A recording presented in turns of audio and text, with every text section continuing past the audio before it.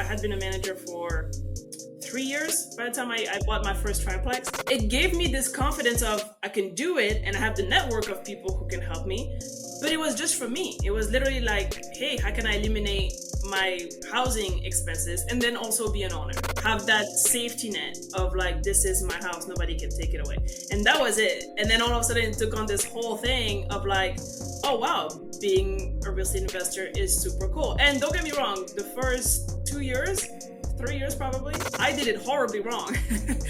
I saw the potential, but I don't think I was doing it right at all. But because I saw the potential, it kind of fell on my lap to answer your question of like, oh wait, I just wanted to own my house. And all of a sudden I'm seeing the light of this whole empire that I now want to build.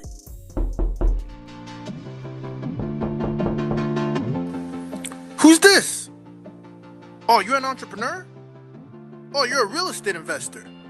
Oh, you're trying to learn from those who did it. Well, come into the lab then. Put your white coat on, gloves on, notepad, and let's build, y'all. Experimentation. In this episode, we had an amazing operator who started from the world of management, sales, all the way up into even marketing. And using those elements, we talk about the elements that she had to use to then be able to work in the type of the business niche first to then be able to sink her teeth in and build a company and become what she calls the evolution from single family to dabbling in STR, MTR to then saying all in on multifamily. And it is so important to understand the level of context that she brings to the table, being an immigrant, being someone who worked in management, then turning herself into an asset manager, then a LP, then a GP, and deciding why multifamily was good for her, in which we specifically talk about and deliberately she makes it very clear as to why it makes sense for her, which I think is very encouraging for you if you're listening and you're not quite sure which kind of model you want to focus on. This makes a case of how to think about what is critical in that decision-making process and why the same approach can be applied for you.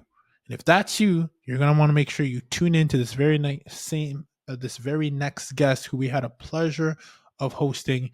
And by the way, we happen to perhaps have dropped a little bit of French as well. She also is a French native. It was a pleasure. So with that, enjoy the show et à plus. Au revoir. Real estate experiment. What is happening, y'all? I am smiling ear to ear, geeking out because this individual that we have in the lab here, we have a mutual connection.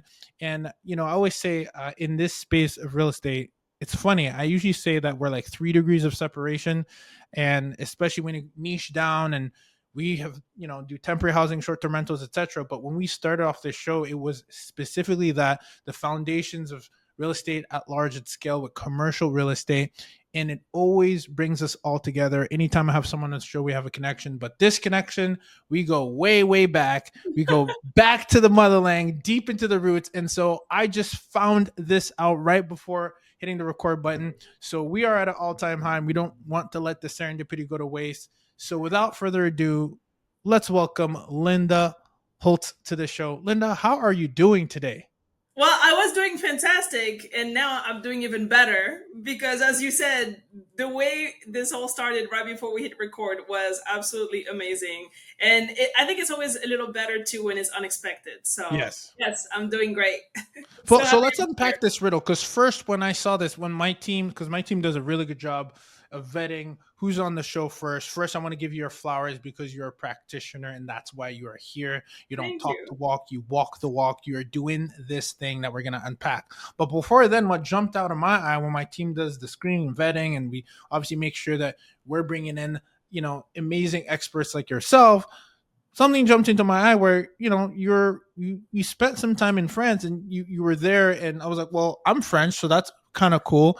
And then at the same time, I didn't realize that there was even layers deep, because you are officially the first person that I've had in the lab, my 300 plus episode, that is from the deep, deep motherland of Democratic Republic of Congo, y'all. Like, Yeah. isn't that something?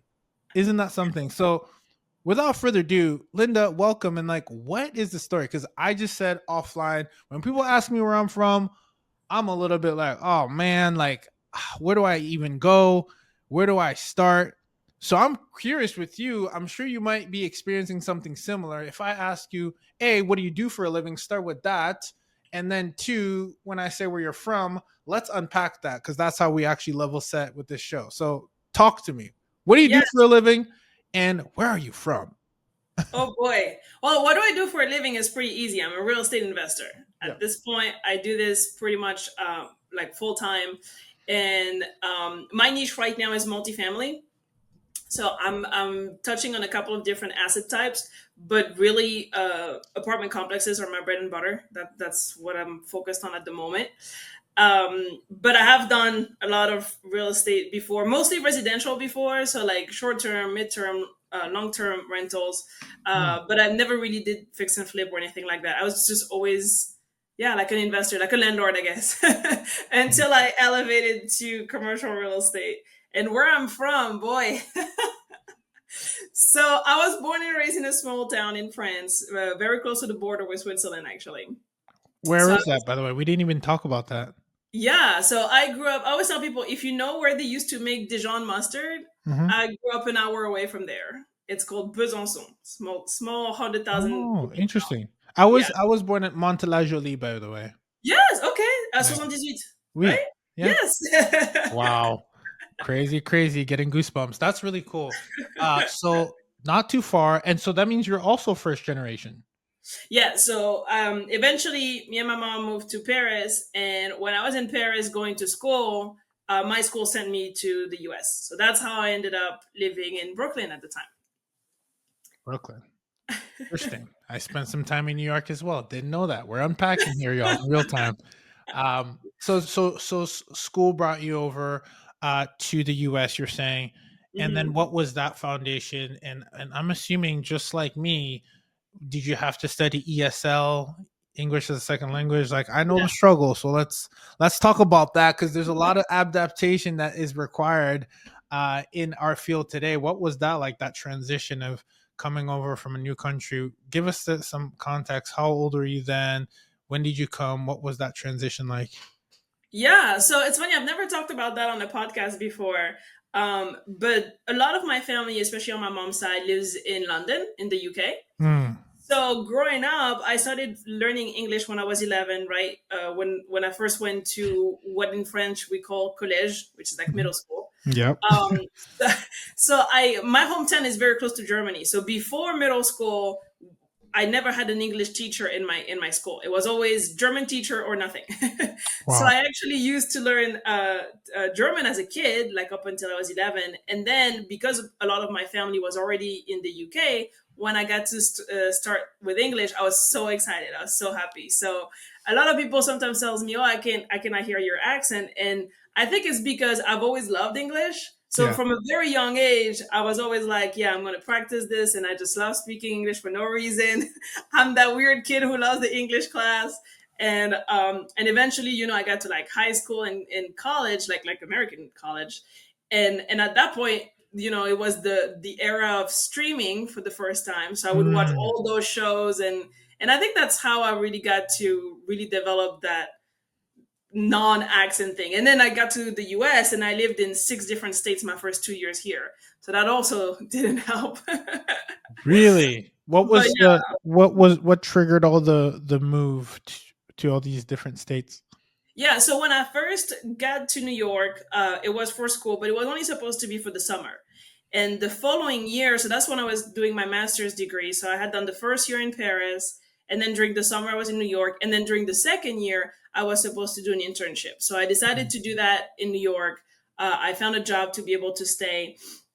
And so that was the first time that my whole family was like, "What do you mean you're going to America? Like everybody went to the UK. It's 2 hours away by train. Like why are you going to America by yourself?" Right. But I did, and so I found that internship there, and it turned out to be door to door sales. And so that Mm, job is what moved me all over for, different campaigns, different clients, all of that kind of stuff. that's amazing. Um, there's lots to unpack there. Well, I want to hear about the sales experience. And the only reason I asked that is if I were to look back, there's a few things, and look at me. Look, if I were to look back, like I got gray hairs or anything like that, but more of just from, in hindsight, really good skill sets. Do you feel that the sales foundation is helping you today still with what you do, and or what was that, did you feel it was a stepping stone? Like, tell us a little bit about the sales background. How do you feel about sales and real estate? Yes, absolutely. I mean, I tell people all the time, I have 2 degrees. My first, like when I went to college, it was to study English, right? You probably know Yeah. LEA. That's what I did. Yeah. I did that degree. So English and Spanish at the time. And then I did my master's at a business school. So that was management and marketing. But I always tell people, like, I have those 2 degrees and nothing taught me as much as those 2.5 years that I spent in sales. I mean, the Mm. skills that you acquire, like people skills and Yeah. like resilience and grit, and not being deflated by rejection, because it's one thing to keep going, but it's another thing to keep going with a smile on your face. Mm. It's great to be determined, and it's great to be like, you know what, I'm just gonna push through. But can you push through happy? Like, Yeah. that's another level that in sales you have to do that. And Yeah. all of those things, like, yes, it was just amazing. And for me, it happened to be at a time that I lived alone in a different country for the first time. Yeah. So it also came with learning a lot of independence and a lot of like figure it out, because you don't have a choice. Like, I couldn't go. I would always tell people, it's not like if on Sunday I don't have food or money, I could just go to my mom's. Like, I Yeah. have to make sure I take care of myself. Yeah. And so yeah, those were the best 2 years, even though it took me a while to realize it. But that's definitely when I learned the most about myself and about the world in general. The human experience, as we call it. You know what's interesting, Linda, about what you're saying? It's in my time on this planet, what's been really neat is being surrounded by individuals like you who are, pushing the limits. So kudos to you, and just constantly Thank growing. You you. can tell you've worked on yourself, and that's why I usually ask about the person before I ask about the business, because the business is a reflection of the person for it to work for, right?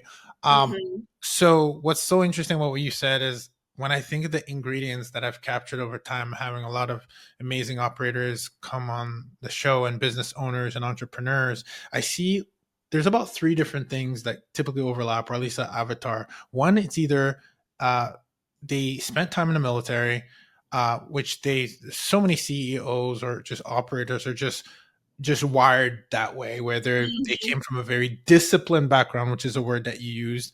And then number two, either there's also uh, athletes, which is Hmm. interesting because athletes have to uh, repeat, not see the result, fail, push, fail, push, result, right? And then sales, which is another thing where, if you count your batting average or even your shooting percentage, I don't care what sport you watch, whether it's baseball or basketball. I'm going back to I know I'm tying somehow sales and the sports analogy, but I'm getting somewhere here. You see that there's a high tolerance for high volume, and that grit is the word that you use, resilience, Hmm. which I see as a common denominator. So I just wanted to highlight that. What did I leave out? Did I leave out anything? Do you agree with that? Is there anything that you would add to that? I totally agree with that. And I think that you nailed it on the head when you say, like, a lot of business owners and entrepreneurs have that.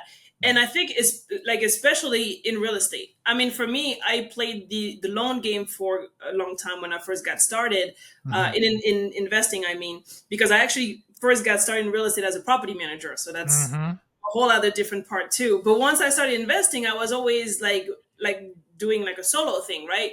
Like, you buy a house and you always self manage and all of that kind of stuff. But when I got to be on the commercial side and I started building a team and really interacting with a lot more people, like being very strategic about my networking, Mm-hmm. that's when I realized, exactly like you said, those three personas are everywhere, because those are the people who know, who have, like, first of all, trained that muscle of discipline, but they also enjoy it. I think that eventually you get to like it. Eventually you get, it's like a challenge with yourself. You Mm, start, like when we talk about accountability, I think we all want accountability partners because it's like, hey, look, I can hold myself accountable, but how fun is it to like always push yourself almost for no reason sometimes, but it's just yeah. part of the fun. Yeah. That's so funny that you say that. That's so true, isn't it? It's almost like falling in love with the process. And and it's funny that someone asked me that because I was an athlete too in college, and they asked me like, do you work out this much? And I'm like, yeah, but it's kind of like I like it. It's not like some people have this real pushback with like, oh, like, whether it's going to the gym, whatever it is, everyone has that. But if you can fall in love with the process, Yeah. which is not often what you hear. I mean, I think you do hear that, but it's interesting that we're talking about this. Let me ask you. So you have, I love this. Another thing I will add to maybe an asterisk to that is immigrants. I think have an advantage. Yes, very Why do you true. think that? If you I think agree? that there's just, so the very interesting part for me was when I first moved here, and all of a sudden I was an immigrant because my Mm, grandparents came from Greece on my dad's side and from the Congo on my mom's side. So, and especially in Paris, I lived in Paris for 6 years before moving here. There's a lot of immigrants, right? It's like big city, big city. I yes, always joke that when I first moved from Paris to New York, there was no difference except people spoke English, 100%. because, like, except for the fact that New York is the city that never sleeps. Hmm. It's just this melting pot of every culture everywhere you go in both Absolutely. both cities, right? And then eventually I moved to the suburbs of Baltimore, and I was like, oh, that's America. That is a part of America, but that is probably the majority. Yeah, we do forget when we are in those big metropolitan cities that like this is it. No, the remaining states, or some Yes. of them are just, yeah, very Exactly. And different. so a lot of my friends back home, same thing. Like, a lot of them came from parents who had immigrated from different countries. So we were always exposed to it, but we were the ones who were born in the country. And so for Hmm. me, until I moved to America, I was like, oh, that's why. Yeah, Like I got, my company is called Married to Real Estate because my husband and I started it 3 months after getting married. nice. And so now we're in the process of starting a family, and it's like now I see what kind of mom I'm going to be Hmm. because of like having seen all the aunties from all the different countries, like how they operate. Now I understand. Now I have I that love that that. Did you say aunties? I love that analogy. That's amazing. I love that. And I think that it doesn't matter which country you're coming from, but you Yeah. just have that, you just know, like, hey, we fought to be here. Like, Mm, we weren't just born here, we fought to yeah. be here. It wasn't easy, it wasn't cheap, it wasn't fast, Yes. and so we got to make it count, basically. Yeah, no, I love that about making it count. And I also love I think I don't know how exactly quite how you said that, but you said how, your back's against the wall essentially, and you got to figure it out. You don't have the Hmm. luxury of not, which I think Hmm. is the position that a lot of sometimes immigrants are in, or they got to take that leap. Yeah. And I think, I do think if you're listening to this, there is an advantage that sometimes you don't even look at the blessings that we have. We're like, oh, but you're a minority, yeah, no, but you also have that extra grit, Hmm. that sometimes we don't really count the kind of the blessings in disguise as well, because it's needed for this journey of entrepreneurship. So did want Yeah. to highlight that. Yeah. And I'll even add on the discipline. I think it also goes hand in hand because, for example, I always say, like, if I wanted to go back to my country, like, it's not like it's at war or something. Mhm. So I choose to be here, and I think, like, this is also another form of self discipline. Like, a lot of our parents, sometimes they had a better life back home, and Yeah. they left for different reason, whether it's political or whatever. But they individually were doing better, like maybe had a bigger house or Yeah. whatever. And it's like, no, I choose to move to this other country where it's harder because I have that discipline. Going back to that. Mm, love that. So tell me, management, marketing, sales, which one is your favorite? Oh God. So management, marketing, and If you sales. had if you had to just master one and outsource all others, ooh, maybe that's the better question. Oh, I would master sales all day, every Yeah, day. yeah, Yeah. same. I agree Yeah. with you on there. Yeah. Now tell me which one. It sounds like management was the first layer. Is that, am I right?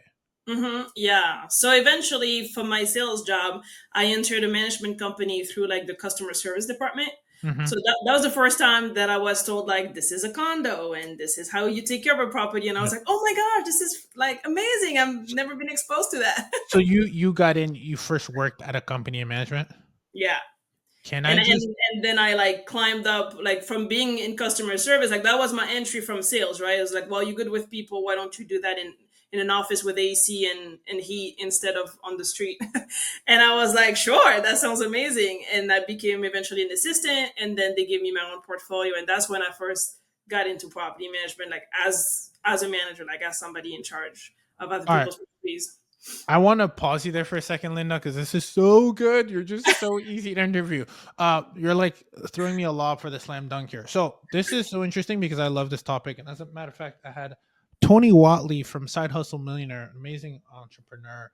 Um, I don't think we give enough credit for. I think in this day and age, depending on where you're getting your content from, it's like leave the 9 to 5 exit, etc. Right? Which uh there's obviously a lot of power in that. Obviously, which I always find it interesting because I feel like as entrepreneurs, you leave the 9 to 5 to then build work longer than the 9 to 5 and then build a corporation, the very same thing that you ran away from, which kind of is ironic. But I digress. What is interesting is we don't talk enough about. A lot of people like talk about quitting a lot, the 9 to 5, etc.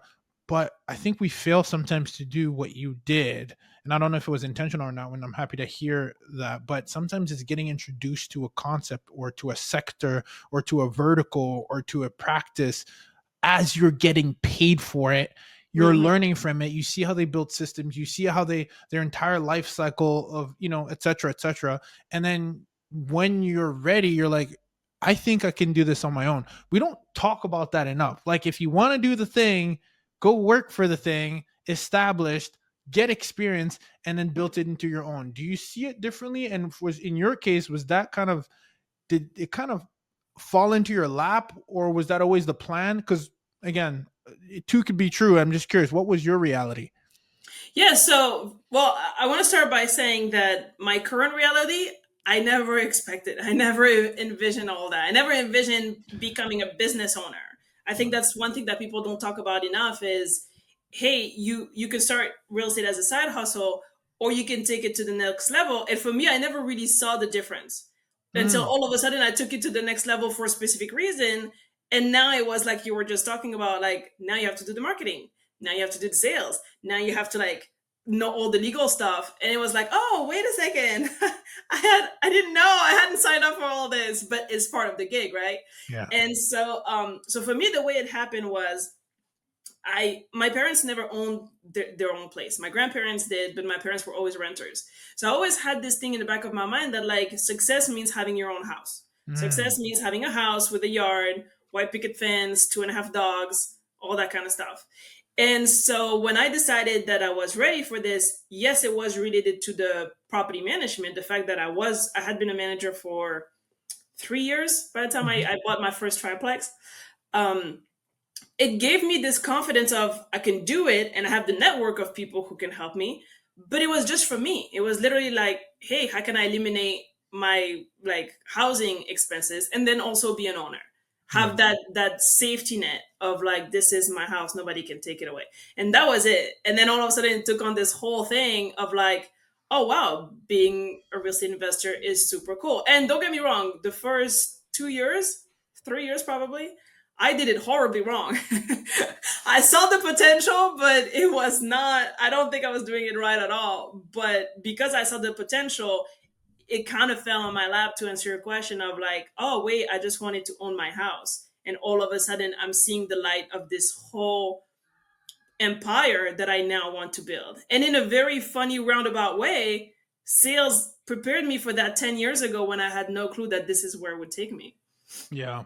This it's it's funny you say that because I always think, Linda, it's always about when speaking to younger people, or even like when you're thinking about back in college, like what's your major? What are you majoring in? It's like for me, when I look back, or the advice I can give to even my younger siblings, etc., it's like what is the skill set that you're trying to act, it's like honing your craft. Like, what is the skill set that you believe, if you reverse engineer into the direction you want to go into, that you should just master, for the next 5 to 10 years? That it should be the focus. And if it's data analytics that brings you there because of that analysis skill set that you want, or the communication, then go for it. But at the end of the day, the major is not going to matter, because it's going to be a combination of, and it depends, obviously, if you're going to STEM, science, technology, engineering, math, there's things that you need, foundational principles of physics and all that chemistry stuff that you need. But nonetheless, if it's anything else, it's more of, what is the skill set that I'm trying to learn, or that I would like to master, so that it can give me a strong foundation for the direction that I'm going in. What's your thought on that? Yeah, I mean, for me, I always so my first degree was in English, so obviously I'm using that. Yeah, good for you. You and sound great. and then my second one was in marketing, so I guess in a very round, like my major was in marketing. So in a roundabout way I'm using that too, but for me, looking back, and it also depends, because I went to school in a country where it's free, right? Like Yeah, in the grand scheme of things, to have 2 degrees over 5 years, I probably paid, like, I think 20 grand or something for the whole duration of the that whole might degree. be the ultimate hack, by the way. Study in Europe, Yes. come to the US. Yeah. But nowadays, being in America, I'm always thinking, I don't think I would encourage somebody to go to college today in 2025 here in the US Mm, unless there was a reason. And so I 100% agree with you that, like, hey, if you know why you're doing it, then it's worth it. Like, if you want to be a doctor, obviously they're not going to give it to you without the degree. If you want to be an engineer, like you said, there's things that you're going to have to know. If you want to be, I don't know, sometimes it's like I always say, I love people. I love to study people. I would have been a sociologist if I knew how to make money in it.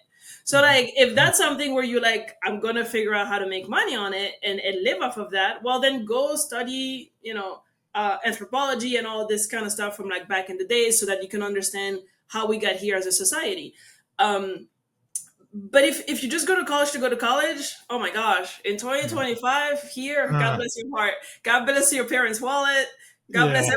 everybody. God bless your ROI. That's what it is. Well, it's interesting, because I think it's still the fundamental is still true. It ends up going, and it's interesting that I noted one thing that you said is you didn't envision that you would, turn out to be an entrepreneur, which is, I think that's the biggest challenge too. Is I think it's asking a young child. So there's two things. One is, yes, defaulting to college, I don't think is the thing anymore. I think there's multiple options. You got kids online become influencers, etc. I mean, there's so many different things that are available to you, that you got to get with the times, and what used to work may not be the best route. So for us to just plug that into, hey, this is the default route, to your point, I'm in alignment with that. I don't think that's right. But I think what's also difficult, and I think this is my biggest key takeaway, because real estate was not my first business, and I've been an entrepreneur since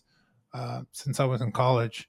um Biggest key takeaway is it works if you stick with it. But it really does. Like, I genuinely believe, like, half of the battle, I think, for the past, like, probably the first decade of entrepreneurship, was just trying to decide and plant those deep roots. And I feel like the earlier you can do that, which is hard, because experiment, fail, repeat is all about. The reason I started the show was, there's so many types of diversify, different opportunities in real estate. That reason I started a show is, it's, I want to get in real estate. Great.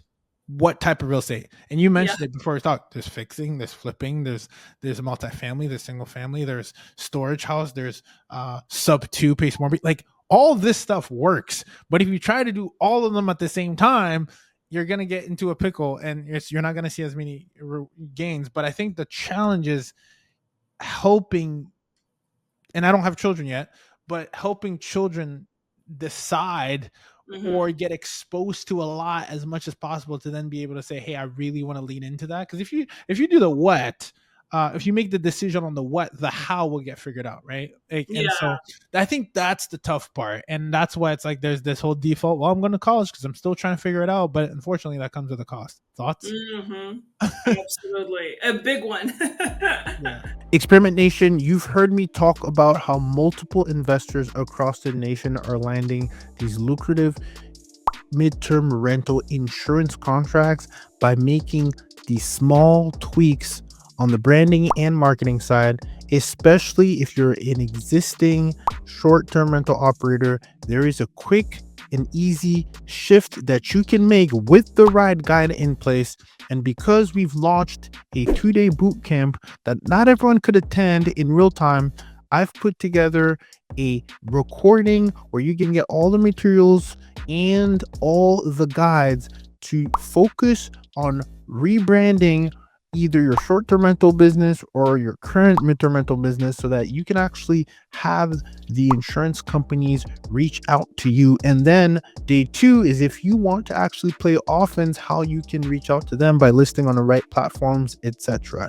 If you're looking to get this MTR bootcamp so that you can start optimizing and you can start receiving these lucrative contracts that again provide less headaches, less turnovers, unlike the Airbnb space, you can start receiving inquiries today by having the right guide in place. So please go to experimentrealestate.com/MTR bootcamp or click the link in the bio to make sure you get your hands on the midterm rental insurance bootcamp to fast track your way into landing these lucrative insurance contracts the exact same ways multiple investors have taken advantage of this unknown and untapped niche within the midterm rental umbrella.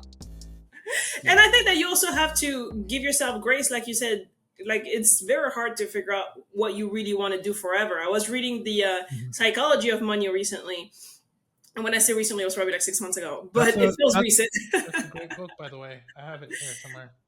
And so yeah, if you have it, you probably remember when he talks about the fact that it's really unrealistic to expect to still be the same person in 10 years or in 20 years or in 30 years. Yeah. But when you're looking at it today, you think you will be. Every time somebody says like, "Hey, who are you now?" You're like, "Oh, this is it. Like, I'm going to be myself forever now."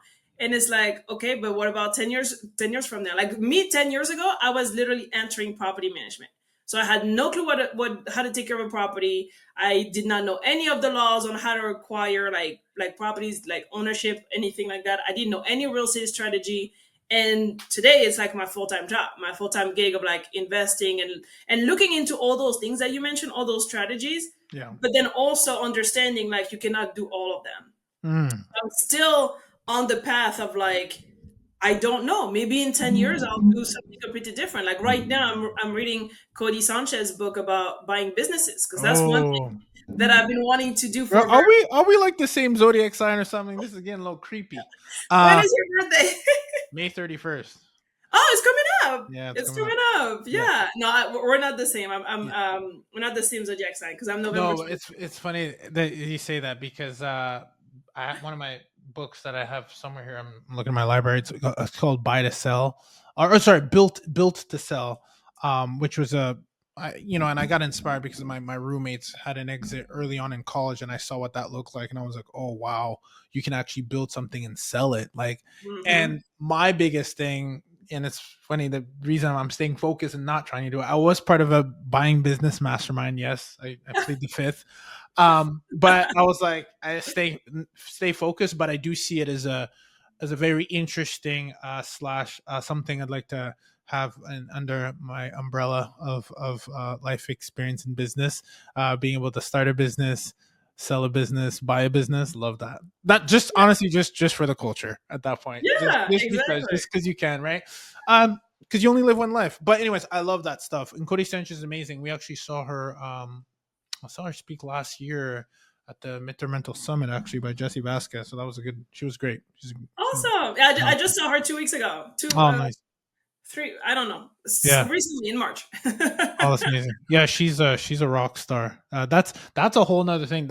That's very, and that's interesting because I do see that as a phase in my life of just buying businesses, for sure. I love the concept. I love the idea.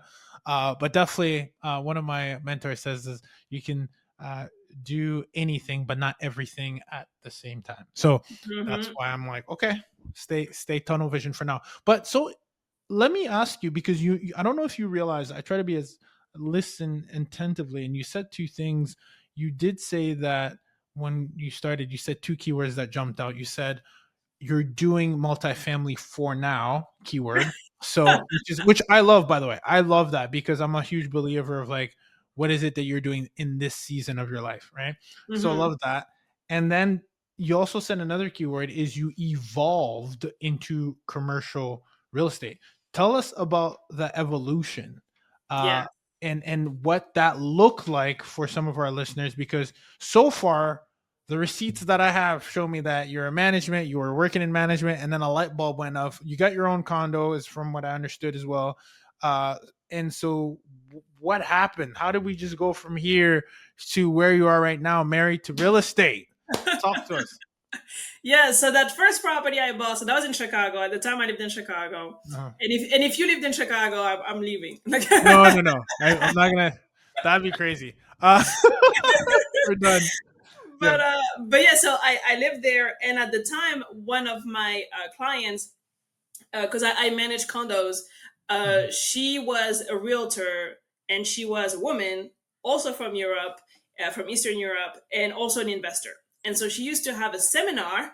It wasn't on Zoom. It wasn't a webinar. It was a seminar that I had to go to on a Saturday morning that I went to. And her whole point was how to become a millionaire in 3 to 5 years, but Ooh. buying residential real estate. What was her name? Yeah, Luminita. So shout out to Lumi Ispas. So if you're looking for a place in Chicago, call Lumi. Tell her I sent you.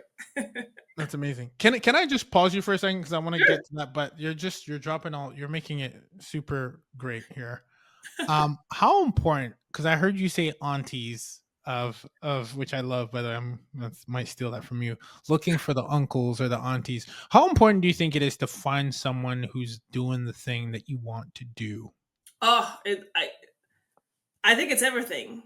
I think it's everything because they're gonna, depending on whether you know them or not, right? Because I'm also a big believer if of like what Tony Robbins says about just emulate the greats. They don't have to know that they're your mentor, right? So I think that is it's always great when you know the person and they're able to like take you under their wing. But even if you don't know them, Hmm. you can learn so much from their mistakes. I'm very big on LinkedIn. So I'm always like writing content for LinkedIn. And I was literally writing something today about how I love to fail. I feel like I learned so much more from that than from success. Hmm. And I recently got certified as a speaker with the John Maxwell leadership team. And that was literally my whole speech. My whole certification speech was about failing forward is awesome. I don't know why. Hmm.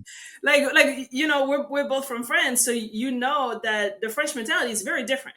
Like there's kind of a bad stigma about failing the first time, and if you fail twice, then forget about it. Hmm. Whereas here in America, it's like, no, go fail again, and then do it again, and then do it again, and then do it again. How are you supposed to learn if you don't fail? And so I think that you can accelerate that learning so much more if you learn from somebody else's mistake. Now Hmm. you don't have all of a sudden to make them yourself. You can just see it. Now, obviously, you learn more when it's yours, but it doesn't mean that you can't learn at all just because it's someone else's. So I think it's very important to be able to walk in the path of somebody who's been there, done that. Yeah, it's funny. My mentor, Myron Golden, says, you know, follow the person that you'd like to be, like their belief system, their mental syntax, and their physiology, right? Is these three things, because then eventually you are doing the thing to for the for it to work for you, or like for like as he likes to say, for it to work on you, for you to become the person that it will work for, which is fascinating when you think about that. um you're saying so many good things. I just want to highlight what you just said too about, there's two things that I heard too, and it's funny because I heard a gentleman from the UK, Chris Williamson, mention this. He's like, the UK didn't really have this go, we're rooting behind you type of culture when it comes to taking leaps and being an entrepreneur. And I didn't realize I've left France for so long now. I didn't realize that that was maybe part of the culture as well. And you can kind of maybe see it here. There's a lot of people taking chances. So part of that too is at a macro level, it's change your environment to change your life, which by default, we're blessed because we're immigrants. We kind of have changed our environment, but also within your country, within your network, within your town, there's people that will applaud these leaps that you're trying to make, especially when you're not getting the results. I think that's when you need the most support, because you need someone to be like, hey, I was on that path, Linda, keep going. um Yes. it's just so powerful, don't you think? Yeah, and I think it's very important what you just touched on is that if it's somebody who's been there, they know that there's a light at the end of the tunnel. It's Mm, great to have people who are on the same level as you, but they don't know yet. Like yeah, everybody, like, is kind of figuring it out. yeah, But if you have somebody who has gone through the storm and they came out on the other side, they're able to tell you like, hey, just push through. Like I promise you the rainbow's right here. I'm looking at it. You just have to push through. And it's easier for you to believe them too, because what if it's your friend who tells you, oh no, I know that you're gonna make it. How do you know? How am I supposed to yeah. trust you? Like, You I have no appreciate that, clue. but you don't even know what I'm going through right now. This is wild. I need a light. Yeah, So that's you so may not funny. even do what I'm doing, and even if you are doing what I'm Yeah, doing, it's like if we're on the same level, you have no clue yeah. what's It, ahead of it us. it adds more credibility for someone who's been there saying it's going to be okay, rather than someone who has no idea what you're doing. That's just being a support, which, by the way, you obviously need, and it's great. But it's funny to talk about it that way. It's funny because I recently read a post that said, unfortunately, people are usually cheering for you in the beginning and at the end of the race, where you need it the least. You need it in the middle of the race, right? Hmm. Um, which is fascinating. So change your environment. You go to Chicago. You find a mentor. You're not doing webinars, y'all. We're doing seminars, y'all. We're going in person, which I love. Because that's where you can. I think there's still something about that. I think we get caught up in technology, right? But don't you think there's Hmm. something about like being in person, in the flesh? I think there's some power to that, and I think you mentioned Absolutely. that, right? Absolutely. I totally agree with that. I think it's amazing to have technology to bring us together. Like Mhm. I have a virtual meetup that I run every week. And I Nice. love the fact that because it's virtual, we have people from all over the country who can come. But at Mm. the same time, there's a lot of people on that meetup that I've never seen. And sometimes I joke when I like know people for months or weeks and eventually I see them in person, I'm like, oh my gosh, you have legs. It's like I had no clue. I've never seen your legs. And 100%. there's definitely something to be said about like going in person, even for yourself, going back to the Yeah. discipline that we were talking about earlier. Like I went on a Saturday morning. Like, do Mm, you realize how much? I mean, at the time I also lived by myself, so it's like, well, what else am I gonna do? But but do you realize like the like mentally what it takes to be like, hey, I'm gonna do this. I'm yeah. gonna go educate myself, physically go to a location with strangers that I don't know, because I only knew my client she was presenting. So it's not like Mm, I'm going to have tea time with her. I'm yeah. going to be in a room with strangers for like 2 to 3 hours to learn about something that I have no clue about, with the idea that whatever she teaches, I'm gonna start doing it. Mm, I don't even know if it's gonna work, but I'm going to learn because what's the point of learning if you're not gonna do it? And so yeah, that's how it all started. I got my first house. So what she used to teach was if you house hack duplexes, triplexes, quad, and you're able to buy two, maybe three within the first 3 to 5 years, right? Like depending how long it takes you to keep saving for a down payment. Eventually, you a millionaire with it based on net worth. So you might still have loans on it, but mhm, her point was to prove that it can happen very quickly if you're looking at the net worth, if you're looking at acquiring properties. Now, you may not make tens of thousands of dollars of cash flow every month, but in mhm, terms of appreciation, you can mhm. get to the million pretty fast. And that was the first mindset shift for me, where I was like, Yeah. oh, a million is not that far. Right. Oh, that's so important, Linda, because you almost need, um anytime you have a paradigm shift, your mind just needs to be stretched, and then it cannot go back to its previous dimension, right? And so it's kind of like you just need, it doesn't, like, I'm sure now you have other mentors along the way, but even that stepping stone, I'm like, oh wait, that's actually possible. Like I've never, no one's like, I came from a family, like you said, like, you know, we didn't even own. So now you're telling me that I can have $1 million in net worth, and then you kind of just keep on seeing what's possible. It's almost like when you step and something lights up and the lights keep lining up. It's that's the really cool thing, because look at you now, the evolution from as you stated. So talk to us about that evolution, right? So you go to the seminar, you end Mhm. up did you end up getting, was it a condo first, or did you get a duplex first? What would you, yeah, Yeah, the first property was a triplex. So I house triplex. flipped that with an FHA loan. Yeah. Good for you. Yeah. Do you remember how much it cost at the time Oh, for I remember condo? all the numbers. I did a webinar about it recently. Tell So us, tell us. What it, it's good for um, people to hear, because sometimes you talk about it, but like some people, they don't even know that. Okay, you put down 3.5%. Like, what's the math on that? Because they're like, wait, you can buy a house for like 13,000. It's like, and again, I'm just making this up. Like, if the house was worth 300,000, right? But like, I think it's important for people to hear what's possible, because yes. sometimes we fly over it. So, do you recall, if you could drop us So some I info? bought the house. So first of all, it's very important to remember that it was in Chicago, and I bought Mhm. it in December. We agreed. I think I made an offer in November because I wanted to make it. My goal was I'm going to be a homeowner before I turn 29, Mhm. and like I mentioned, my birthday is in November. So Mhm. around September, October, I was like, okay, I'm going to start looking for this place, and I will close as close to my 29th birthday as possible, so I can say that I was a homeowner in my 20s. So I love eventually, how that's so important. Like, I think in retrospect, it's gonna be cute, but it's like, I need to do this. That's like at good. the time, it was like, oh my god, this You is gonna can't be tell me so that. cool. But I'm in my 20s. I love that. Yeah. And and so the house was, I don't remember what it was listed at, to be transparent, but the final offer was 480,000 for Okay. 3 units. That's good. And so you don't know what you don't know, right? So for me, looking back, I'm like, I'm so happy I bought it. But if I had known what I know now, Oh. I'm not sure I would have, because it wasn't falling apart, but it was pretty close. And so I ended up negotiating $23,000 in, well, not me, Lumi, in closing credits. So the final price, even though it was 480 on the contract, with the closing credits, it got down to 457. Uh-huh.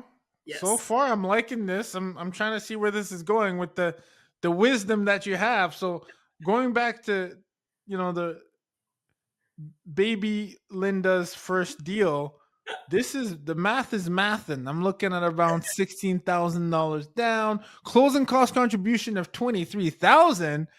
That okay?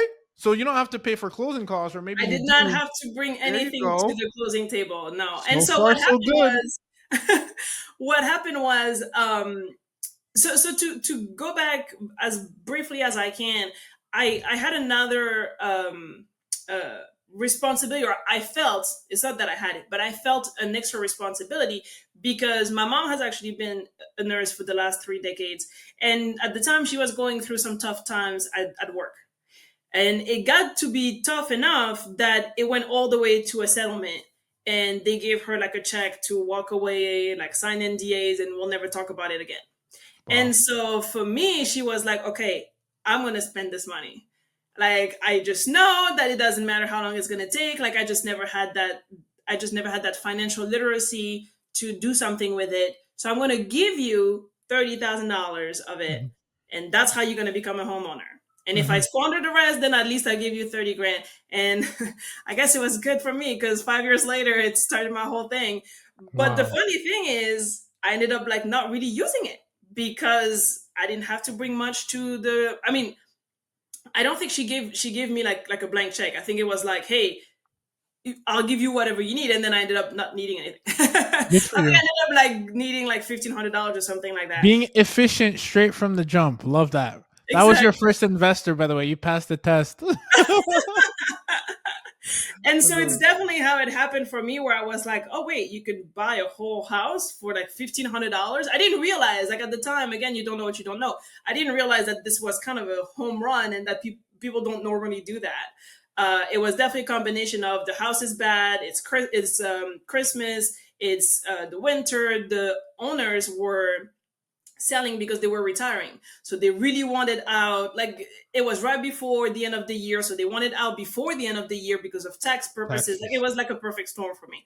Hmm. So I don't know all that. Obviously, we end up closing early January, and and I was so like it was a masterclass of like I don't care if it doesn't work out. So for me, like the negotiation was perfect because I remember them saying we want to close before December 31st, and me being like, all right, well, I guess it's not meant to be. It's like, wait.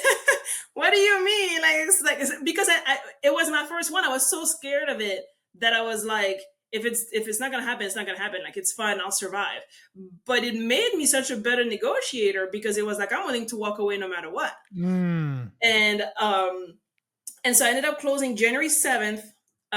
Looking back, I definitely had COVID. I didn't know at the time.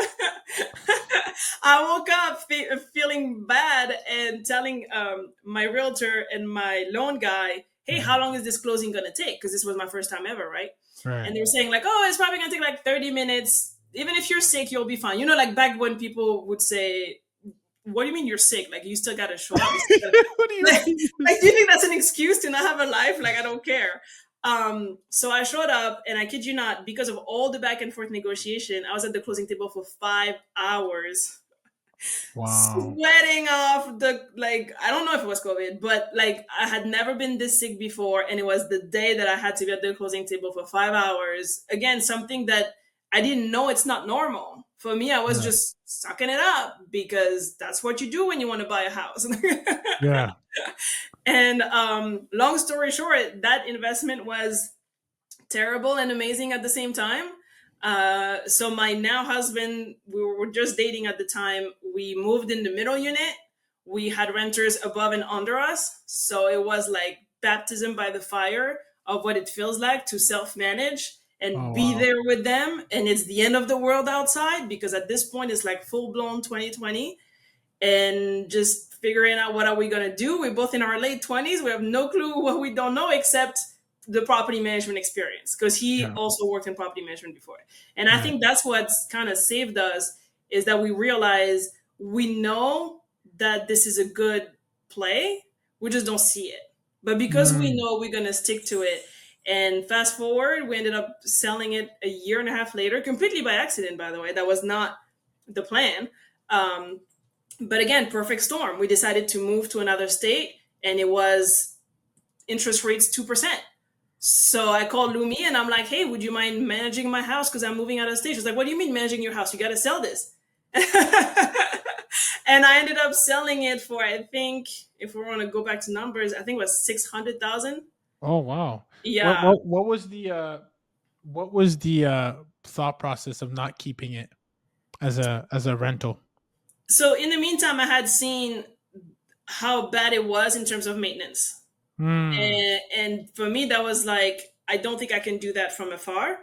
But I know once she told me what she thought I could get, I knew that that money would go much further along down here in Houston because that's where we were moving. So I was like, Mm. you know what? If it's gonna be this hard to maintain the house and self manage it from another state, but it's gonna be this easy to reuse the proceeds to buy Yeah. something down here, then I'm just gonna do that.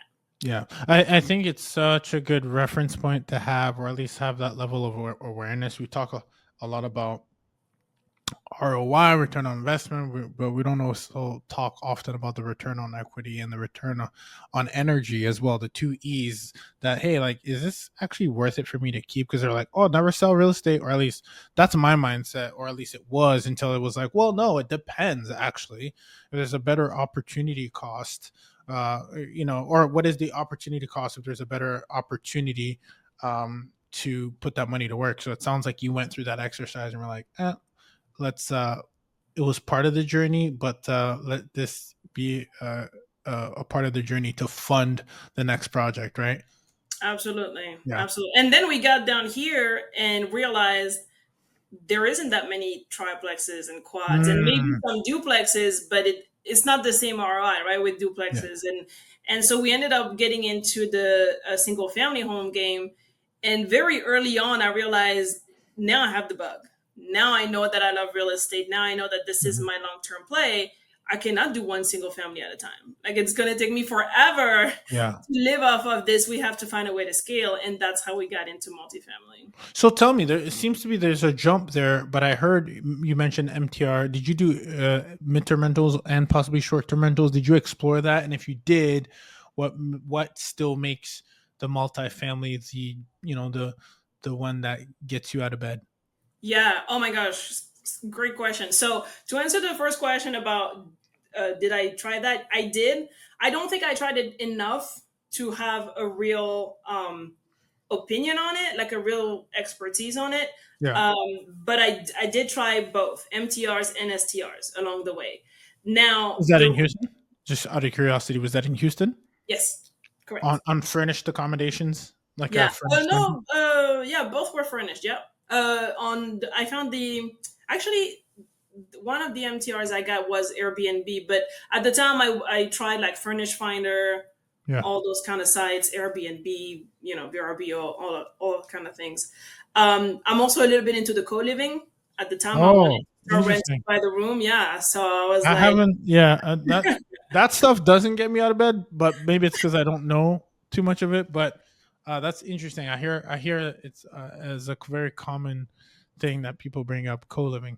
yeah, I think co-living is gonna have some very bright days ahead because of the affordability crisis right now. I think that it's becoming harder and harder for people to be able to afford anything, so they're gonna turn to that as as an alternative, as a solution, I guess. And the house that I live in right now, I bought thinking, hey, this is our starter home, but I see the potential of turning it into like 6 or 7 bedrooms. So when we move out, that's the play that we're going to use on this house. But to answer your second question, why did I decide multifamily? I didn't want to be a landlord. Everything else, you have to be the landlord, or you have to pay somebody to be a property manager, and the cash flow was just not there for me to see to make it worth it. So I was like, Yeah, if I don't want to be a landlord, but I don't want to pay a property manager at that scale, then I have to scale up. that's so interesting because we kind of this is now we get back to twinning again, right?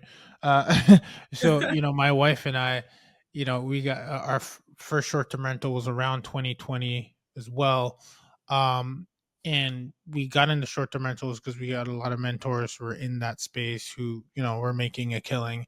But we quickly realized that there's two different types of properties, right? There's the one that's at the time it was still, people say it's saturated. There's no saturation. You just got to be the best for short-term Hmm. rentals, and to be the best, there's a price that comes with that, which is often not talked about in the marketing.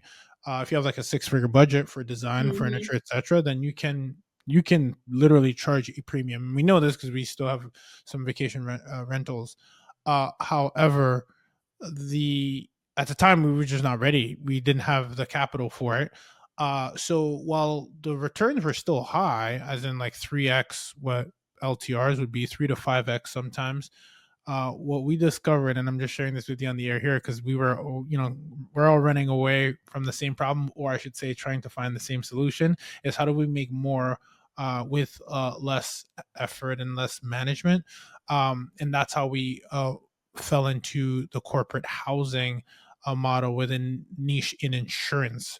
That's what we do, which is very lucrative in that sense because of the high margins, Hmm. without needing someone to take a cut of that if you have a team that you built in house. So it's interesting because we're all, I think, as we're listening to this, if whoever's listening to this is also okay. First, it's getting bit by the bug, and then you get in, and then you realize that there's these. You have what we call this unknown kind of optimism of you don't know what you don't know, and then you kind of like go through the unknown unknowns, and then you're like, okay, I understand now, and for that reason, I'm out of that, but I'm into this, right? So Hmm. that goes and speaks on the layers that you need to have when we talk about that whole experimenting. And you experimented, and you therefore said, okay, great. We're not going to sink our teeth into the SDR, MTR, but we think there's a brighter side. This is where I'm putting you in the sales seat, girl. Take us to the promised land. Why should we, Linda, tap into this marketplace that you've uncovered, and why has it made all the difference? Alley oop, by the way. Well, I think it really depends. One thing that I always tell people is, what are your goals? Yeah. Again, for me, I knew I want to live full time off of this, but I don't want to be a landlord. Mm, I knew I want to, like, I see all the benefits of real estate, but I'm also okay with having a smaller percentage of an entire watermelon rather than own this little, like, cutie by myself, right? Is mm. that how you say cutie here? Like, I don't know if cutie, I don't know if it's a brand or the actual fruit, but you know what I'm talking about. Yes, I do. You do. and and so, yes, I think that's the first thing to ask yourself is like, what do you want? In Mm, anything, in life in general, right? Well, like, yeah. what would you, something that I could never do is spend a life where you're miserable. I'm like, why? Mm, Like, one thing that I learned from sales is don't complain. If you're going to complain, do something about it. It's either you mm, do something or you don't complain. But why would you stay in the middle? yeah. And so for me, like that's why I knew that there's pros and cons everywhere. Everything is hard. It's hard to stay fit. It's hard to be obese. It's hard to be rich. It's hard to be poor. So you just got to choose your heart. And for me, I knew like multifamily fits the type of heart that I'm looking for, that I'm okay with. Um, I'm okay with being active in the space because I know enough about it. Yeah. But if you want to be passive, that's a totally different set of reasons why you should do it. I mean, most of my investors, I always tell them, like, you're gonna get the cash flow, you're gonna get the tax benefits, you're gonna get the appreciation, but you're not gonna have to do anything. Yeah. Every Not anything, but everything that you have to do if you're passive is upfront. It's all about the education. Educating yourself on what the space is about, educating yourself on the deal that you want to invest in, educating yourself on the team that is going to run the deal. Once Yeah. you've done all that and you're like, why are your funds? That's it. You're out Mm, until the next deal, obviously. yeah. Um, but then it takes a much longer time, and so that's also something that you have to be okay with. For Yeah. me, I knew, hey, multifamily, that's a wealth building play because that's where I'm going. I never got into, for example, wholesaling because Mm, I was like, that's very immediate, and I've never tried, so I can't, maybe I would love it, who knows. But for me, I was like, but that's immediate, like that's very active income that I have to spend a lot of time on, and also that's taxed very differently. tax very differently. And so all those things, I was like, that's not what I'm ready to do. And I think this is always the first question to ask yourself is, what are you looking for? What are you willing to do? Like, how much time and money are you willing to spend? And what is the result that you want at the end? If you know the answer to those two questions, then it's very easy to see where you fit. For me, it made so much sense to be in multifamily. And also, once you know your skill set. For me, again, I came from a background of sales and property management. So in multifamily, what do? I'm an asset manager and I'm on the investor relations because that's what I do. That's what I like. That's what I know. And that's what I've always done with my life. Yeah. Yeah, and you're good with people too, and you have the charisma, so I'm sure that that kind of falls in very smoothly and aligns with what fulfills you. So that's amazing. I got to ask you, for our listeners, I think you've kind of uh, given a very kind of clear path as to, for them to ask the question what's important for them. I do have a question that I sometimes like to ask operators, and maybe sometimes something we don't talk about often, but in the multifamily umbrella, considering that there is the passive investor and the active investor who's actually a GP, for lack of a better word, right? Mhm. And and there's the limited partner side, which was more passive. How, just for context, it sounds like it all depends on where you are in your life and how much capital you're actually putting to work. Because on the limited partner side, to your point, what you just said is, listen, you do up the upfront work and you bet on the jockey, you bet on the team, you do your due diligence, and then you let that team do what they do best. It's to find the right asset, value add, exit strategy, etc. Right? And that's like, okay, great. If I have a large lump sum of money, and this is where I want you to correct me if I'm wrong, maybe I have a large lump sum of money, will actually work harder for me and it'll build wealth. I might not get all the distribution back right away. It might be quarterly, it might be monthly, and then in 5 years, maybe there's an exit and I made my money, etc. And possibly, from what I understand, the I don't know if it's called the tax benefits. That's on an annual basis, right? Okay, great. So I'm sold there, got a large amount of money, great. Going back to the evolution for you, talk a little bit about that, why it made sense for you to be in a model that is kind of long term, but also maybe immediately also makes you money? What makes it happen? Is it because you're actively involved as a GP and you have your fees, and you also get a larger share perhaps, or maybe you don't get a larger share? I want to talk to someone who's thinking like, I love Linda's approach. She is going to be my Lamita, I think her name was. Yeah, And then Luminita. Luminita. I just call her Lumi. Lumi. Okay, great. So if someone's listening to this and is saying, hey, like, I like this Linda energy, I want to follow the path, and obviously everyone's path is different. What was important for you was different, but I understand that for you this was an evolution. So can you help us break down how you got the best of both worlds with making money now and later? And if that's not the case, let us know. Yeah. I like that twist at the end. And by Yeah. the way, if that's not the Yeah, case, just because I know operators move differently, and that's where I was like to wrap my head around. Like, well, what about SDRs? What about MTRs? I'm like, no, no, no, Ruben, I don't like any of those because I'm doing this, and this is what I'm getting now. Cool, tell us. that makes sense. Yeah. Yeah. First of all, hopefully this will be edited because I need to go get my computer plug. So I'll be Oh right yeah, back. absolutely. My team will edit this. I'll pause it. No problem.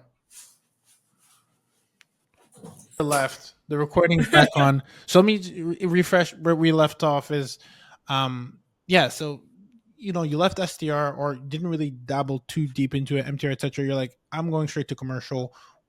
Help us define the numbers behind it, why that made sense for you as possibly both a short term and a long term strategy. And did it also help pay the bills now, or are you playing the long term game? I think that'd be helpful for someone who's listening who wants to take the same route. Yes. So to answer your question, you're absolutely correct that when you're on the GP side, there's upfront fees that Mhm. you make money on, Mhm. and then obviously you participate in the profit sharing. So if your property is doing amazing on cash flow, you'll get a portion of that. Typically, it's unless it's a very big property, as GPs you more so make your money at the beginning and then at the end, like you Mhm. said. Like at the time of exit, everybody gets a big payout because now you start tapping into the appreciation. And then for GPs upfront, you have like acquisition fees. You might have an asset management fees that's ongoing, but those are like usually pretty small, right? Mhm. Um, and then same thing with the cash flow. It's like you're not going to live off of that unless you have so many different properties. But again, you have to work your way there. It's not like Mhm. you're going to start in January and by December have 100 different addresses. Mhm. And you're That's not saying you're saying specifically as a GP, if you're part of the team and you guys are, let's say you started the company year one, you're saying getting several under your belt is going to accumulate. And again, the reason I'm focusing on this is because I think it's very important. Like, yes, of course, you're helping people. That's how your business is operating, or else people would not give you money. But what we sometimes don't talk about is like, hey, hold on, you're the operator or doing all this work. How does that work? Like, how do you get paid? How do you eat? Right. And when do you eat? When can I eat? Right. So I do want to highlight that because sometimes we kind of overlook that and be like, oh, we're serving people and we're helping you. And we're like, yeah, that's how business works. And people, trust me, would not give you their hard earned money if you didn't know what you were doing. Right. So now that we've gotten that checkbox, you're saying that in addition, Ruben, to just having one, having several can actually help accumulate actually more. Do you call that cash flow and wealth? Like, that's actually interesting. Like, what do you call that when you're like, oh guys, we got like a five in a portfolio right now, things are rocking? How do you define that? Help us. Yeah, and it's funny that you say that because especially the last couple of years. So I switched to multifamily Hmm. in at the end of 2023. Yeah. And so I haven't really known the heydays of closing like five, six, Hmm. seven in a year. Yeah. Like nowadays people close four in a year, like you're a rock star. Like Wow. like that Yeah. means approximately one a quarter. You must have a very good team. Wow. Um, like one of the big capital raisers out there is Hunter Thompson. Hmm. And I remember when he closed a property recently. I don't know if it closed, but I saw the emails for the raise starting recently, and it was like his first one in like 14 months or something like Wow. that because You're it just was you're so just difficult. passing up things. Is it right now? Excuse my. This is your neck of the woods. Is it because the cap rates are really high? Yes, and because like interest rate, everybody was waiting for interest rate to drop. I think that unfortunately, low interest rate have skewed our memory. I mean, I wasn't in the US at the time, but Mhm. let's not forget that interest rates were always kind of pretty high, right? Mhm. Like in the 80s, people would Yeah, pay back then. 12, 15% Yeah, interest we're rate, just right? crazy to think about. We got pampered, and we're like, Yeah. we're not looking at that. We got too cute. Uh, yeah, Exactly. And so people all of a sudden it got to like 3 or 4 for the commercial side. yeah. And all of a sudden when it got to 5 or 6, people would like stuck up their nose as that, right? At that. Mhm. And so now I think we're probably in the 7 or 8, and people are starting to realize, oh, I can't just wait forever. Because again, when are you gonna eat? Yeah. Like when are you gonna like feed your children if that's all you do? Now, I will say I do have a trick or something that helps me that is not gonna help everybody, but is the fact that for me I do have like multiple streams of income. Mm, So I do have some sort of like a day job mhm, that pays my mhm. bills, and then everything that I make up front on the multifamily, that's kind of like gravy on top. Yeah. So for me, I'm very actively pursuing the wealth building part. Good for you. Yes, it's Love great to that. make money up front. Yeah, thank you. It's great to make money up front, but for me, it's not like that's not what I do it for. I do it because I see the appreciation coming, Yeah. where it's like, I mean, certain properties you can make $500,000 by the time that like it sells, right? Yeah. Like once you get the big payout back, and yes, there might be a lot of like hours invested, Mm, but it's nice when you get that check. You kind yeah. of it's kind of like giving birth, right? Yeah. You're like, but now the baby's I here. know I'm nothing about that. perfectly fine. But absolutely no. That's, and you know what? It goes back to that whole. It's funny because we go back to the profile. It's about, can you actually do the work without, I'm not saying like without being paid for it, but it's also, can you actually plant seeds, water that plant, water that plant, water that plant, and like the bamboo, it finally shoots up after a couple of Hmm. years, right? Because that's literally how the bamboo tree is, right? They just focus Hmm. on building the roots first, and then they shoot up years later. That's very interesting, and that's why it's so interesting that those same characteristics of an individual are applicable in that world and transfer so smoothly. And I could see why.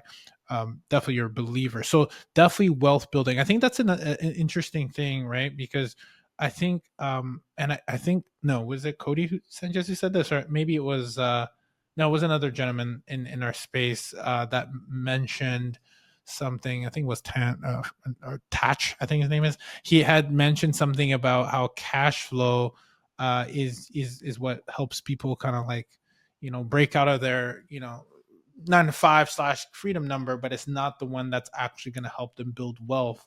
Appreciation is, and that's always something that, is so prevalent, top of mind. It's something, they say cash is king. Yeah, but wealth is builds a fortune, right? I think that's the thing that you need to also remember. And it sounds like you found your vehicle, Linda, which I'm very happy to hear. And I can tell you're just getting warmed up, which is so good. I want to have you back here in a couple of years, because I can just tell with the people you surround yourself with, the team that you built. I think you're going to take this thing to the moon. So this is very interesting. Lastly, what are the kind of if someone's even interested in uh, being your Lumi, right? And wants to follow your path, what kind of or even possibly invest with you, what kind of projects are you guys looking into? And again, I know from the time of this recording this might change, right? So I don't want to pinpoint you to like this is your buy box of criteria, but out of curiosity, like what kind of assets, these asset class, or what is it, class B, class C, what are we doing, and what is usually the exit strategy, especially as we should quote, in this economy, right? What do you find there? Yeah. So yeah, so that's a very good question, and it goes back to what we were talking about earlier. You mentioned like so far Yeah. were the two keywords like for now I think it For was now, for now, that I yeah. used earlier, and the reason why is because I love apartment complexes. I love multifamily. That being said, it is a difficult economy right now. I do see the importance of diversification. Mm. I recognize that. And so in 2025, my goal is to close on 6 deals, which is funny because I just said 4, you're a rock star. But Yeah, but we know you're, the cream of the crop here, and we're not gonna settle for just average here. So we're gonna go 10x, which I love that attitude. That's the attitude that you need to have. So good for you. Thank you, thank you. Yeah, I mean, we did three in 2024. Good We for did you. one LP and two GPs, Nice. and so my coach, I told him like, okay, 2025, I want to do it again, and he was like, "Are you kidding? Like, are you just gonna like redo the same Yeah, thing? that's What are not you that's talking?" not that's not how we set goals around here, Linda. Come on. 2x. So, so because of that, like I said, okay, we're gonna do six then. Mm. And so part of these six, I want to at least get a boutique hotel Ooh. and at least one healthcare facility, like any type of assisted living So facility. now, And this, so now we're twinning again because the boutique hotel is on the radar, but that's because we come from the short-term rental world and we can apply those same principles, which is interesting because I was going to say that's where I've seen some operators pivot because it's a blend of commercial and hospitality, right? But yeah. you said boutique hotel, you said nursing care, Yes, assisted living assisted facility. living. Me specifically, I want to get into senior living because, like Mm. I mentioned earlier, my mom has been a nurse forever, and so when I was like high school age, kind of when my best friend would work at McDonald's, I always worked in nursing homes. Oh, So that Chronicles. was my student job. That's what I want to Yeah, get back into because I've seen how those some of those places are ran. I've seen how much they charge to be ran like that, and that I just don't like that. So yeah. part of my passion project is to find a way to give back to the community. That's my way of giving back to the community My is through senior. my mentor says you're never giving back, you're just giving. Giving back would mean that there's a scarcity. I just wanted to bless you with that. Ooh, Yeah, yeah. I was okay. like, "Ooh, I like that." So we never give back, we just give I love that. abundance. I love Yeah. that. That's Um, awesome. I've I never heard that mean, before. listen, Linda, I could literally speak to you like for hours because you're just so charismatic. You have a great energy about yourself, and I can tell you truly care, which is phenomenal to see. And to top it all off, for the culture, Congolese in the building and French. That's right. This one is one for the books. I'm so thrilled. I had so much fun with you. I do want to respect your time, but how can where are you most active? Where can people say? I know you mentioned LinkedIn. I have you on here, so I'm definitely hitting that follow button as well. You should have gotten a notification. I Thank love you. the no, thank you for spending time with me. Married to real estate. What can we expect? So you put it out into the universe, 2025, 6 deals, which is great because it forces you to stretch. Even if you don't get there, you have to now take the actions as if you're going to get there, which I think is honestly the big lesson because we Hmm. I know personally I can attest that you're the same cloth that we set these big, hairy, audacious goals, right? BHAGs, right? And it matters because it makes you think, okay, what would need to be true in order for these to happen? So we'll check back in. But what else do you want to put for the next 5 to 10 years? What do you want to put out there that when we have you back, Linda, we're going to say, you said you would do this and you did it. What do you want to put out there into the universe also so people can also join the movement? Yeah, I love that. Oh, wow, nobody ever asked me that question before. And so I mentioned my coach. He was telling me recently, like, where were you in 2015? And I was like, wow, that's crazy to think about. So it really got me thinking, like, where am I going to be in Oh, 2035 that I don't know but we yet don't because know. And that question is, I wish I maybe could have reframed it because I actually don't. I think you can put a compass, and here I am in interrupting you in your thought process, but we've been so good back and forth, so I hope you don't mind. yes, When I I do not. ask that question, I also challenge myself in that because I know that you can set the compass to go north, and Hmm. along the way the experiments might give you more data points where you're like, you know what, no, I'm going east now. So with the information that you have today, knowing that things can be completely different, which we know is the beautiful thing about this human experience, where do you want to point your compass towards? Yes. So definitely, like I mentioned, hotels. I mean, the hotel, very selfishly, I just want an excuse to go on vacation. So I, We're I gonna double actually, dip now. Oh girl, that was I awesome. actually would love to find it in a place like Costa Rica or Ooh, Puerto okay, now we're Rico. Like talking. those are the markets that have, Destination. yeah, exactly, Wow. that I have my eye on because of that. And then again, senior housing, any type of like healthcare facilities. I have a couple of people in my family and my husband's family who deal with healthcare issues where I'm like, that's my other way of giving, not back, Good for you. Love that. just Love sending that. it away. Yes. And then of course buying businesses. I mean, when I Mm. first to New York, that's when I said one day I'll own a nail salon. One day I'll own a parking lot, because that was the first time that I saw like, oh wow, people make a lot of money doing these things that you would never know. Yeah. Like it could be a little hole in the wall, it could be just asphalt with a fence, and people are making like hundreds of thousands per year. And so that's definitely something I want to get into. And then going back to multifamily, when we talk about wealth building, for me, like the wealth building in multifamily, I really believe could be 5 to 10 years. Hmm. For me, that's another reason why I pivoted to that, because it was either that or do single family, where it was going to take me more like 20 to 30 years. And I knew that, certain people have systems where they can accelerate that. You see them on YouTube and Instagram. But for me, I knew like this is not how I'm going to do it. I just know my situation Love that. financially in terms of time and all that. And so that's why that was another reason why it made sense to pivot, because it was like, hey, it's wealth building, but it's not that long of wealth building. It's not like I spent 40 years in a cubicle. So Yeah. I'm okay with the delay. And so because of that, that's why now that I'm in it, I'm kind of thinking, okay, I'm going to keep doing that for the foreseeable future. I'm going to start buying businesses. But I also think that once the wealth will be built or building, I will also probably go back to residential, because I do think that there is power in, number one, providing fair housing for families out there, but also just having something that you can own for 20, 30, maybe 40 years, maybe it stays in your family beyond that. And that's not something you can do with commercial real estate. You can, but it's rarer, right? Like most commercial real estate You kind of deals. turn it, you kind of flip it every 5 to 7 years. Yeah. Exactly. Because of like the way commercial loans are Yeah. set. And and you have to pay your investors back.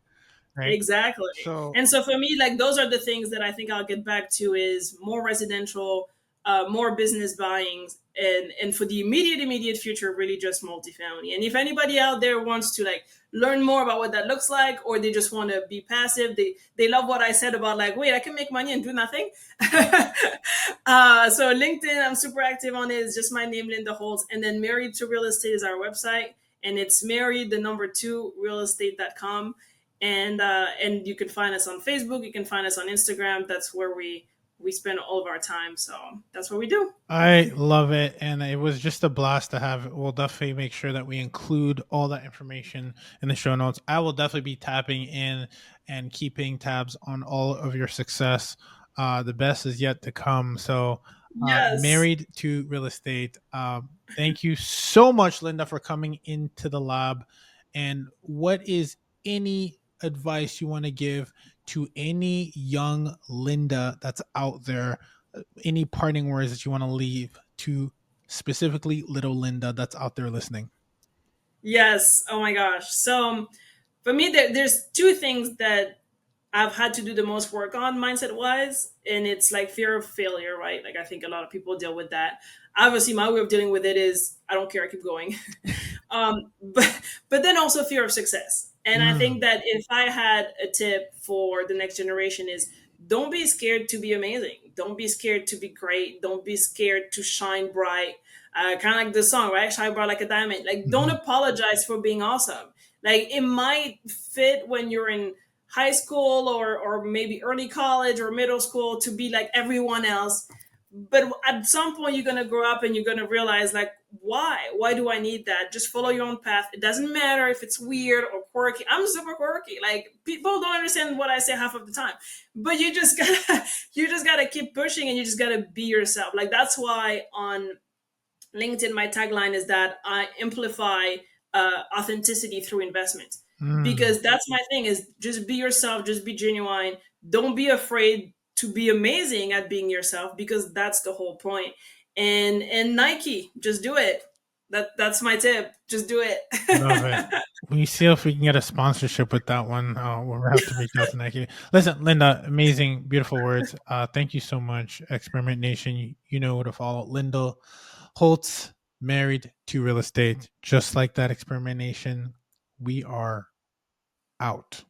Experiment Nation, I believe there are 2 critical components that will help you achieve your goals very quickly and succeed. Number 1, it's information like this that you received on a show, in an episode, and content that you can find on my YouTube channel or anybody's channel. And then there's a community. And the way we've been able to expedite our process, the way people in our community, people that we consult, mastermind members, whoever, they get the information on an episode like this, but then they also have the support, whether it's me guiding them or being guided through a community. There is an opportunity for you listening to be able to expedite your process or even expedite your results that you're seeking by being part of the community. If that is what you're interested in, we at Experiment Nation happen to have a community devoted to helping maximize your occupancy and your profitability altogether, regardless of which market that you are in. And for that reason, you have an opportunity where you can go to experimentrealestate.com/submit if you're looking to work in an environment that can help you prosper faster. Call out any areas that you might not be familiar in, especially the blind spots. That's where a guide comes in hand, and I would be a pleasure and honor to be your guide. But in order to make sure you're a good fit, make sure you go to experimentrealestate.com/submit so that my team can go ahead and take it and see if you're a good fit to join the mastermind and the multiple programs that we have. In addition to that, I'm also now a YouTube partner, which means that I want to give you more access to information, more access to Q&As, more access to the questions that actually come out of our mastermind to help people expedite the process. We've seen people get anywhere from $4,000 to $5,000 to $6,000 to even $7,000 a month net on just one door by applying the strategies that we use by working with corporations and furnished accommodation in a very strategic way. So if you're interested, make sure you also subscribe, because I'm going to have different tiers that's on YouTube now that we've become YouTube partner to continue to be the bridge to your success in your lab. And your lab means your life, your goals, or wherever you're trying to head. So make sure you also hit the subscribe button on my YouTube channel. That's youtube.com/real estate experiment. We'll be there. You can also look us up at Midterm Rental Insurance Experiment. We will be there. Make sure you hit the subscribe, because that's when you'll know the tiers that are available to you that make sense for you in your marketplace for your results. Remember, you're only one experiment away. Let's build.